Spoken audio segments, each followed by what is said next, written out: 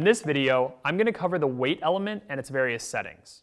And as a reminder, wait elements allow you to create pauses in your automations. Let's take a deep dive so you'll be fully equipped to set up waits and you can design the perfect experience for your leads and customers. To review, when contacts land on a wait, they'll stop there for as long as the settings dictate before continuing downward through the rest of the automation. Waits are how you create space between a series of emails, for example. When adding a wait, you'll see a setting on the left side for wait here until, and you'll have 5 options to select from. The first is wait forever, and by forever, we mean wait until a goal is reached. This will cause contacts to sit on this element until they achieve a goal elsewhere on the automation map. The second is some time passes, and you can see that this presents you with a question, how much time?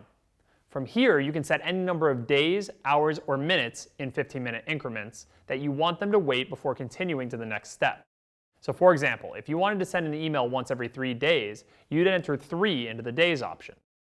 You also have an option to then wait until the time of day is, and this is an option that's repeated throughout the rest of the types. Use this setting to ensure that your marketing emails are going out at the right time of day when people might actually be interested in reading something like this. So rather than sending your marketing stuff at 8 p.m. on a Friday, send it at 9 a.m. instead. There is one thing to be aware of when using the wait until the time of day is setting, as it can lead to unintended results. For example, say a contact is added to a 3-day wait at 1 p.m., and your settings dictate to wait until 10 a.m. to send your email. Your email will actually be sent on the 4th day rather than the 3rd, since your contact will wait 3 days, which will be at 1 p.m. on the 3rd day, and then we'll wait until 10 a.m., which won't come around again until the 4th day. So you'll want to carefully consider the time of day that contacts are added to the step and how that can affect the wait. You also have the option to send at this time in your time zone or the contact's. You can see the time zone for each contact in their record, and it's something that Ontraport calculates for you based on their IP address when they fill out a form.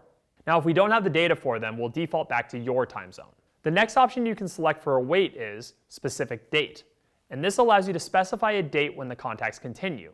And this date is not relative to each contact like the last setting was.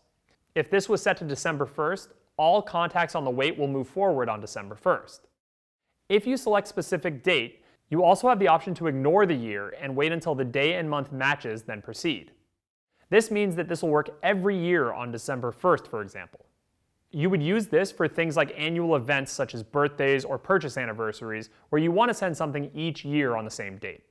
Another wait you can choose from is a date relative to a contact's date field arrives.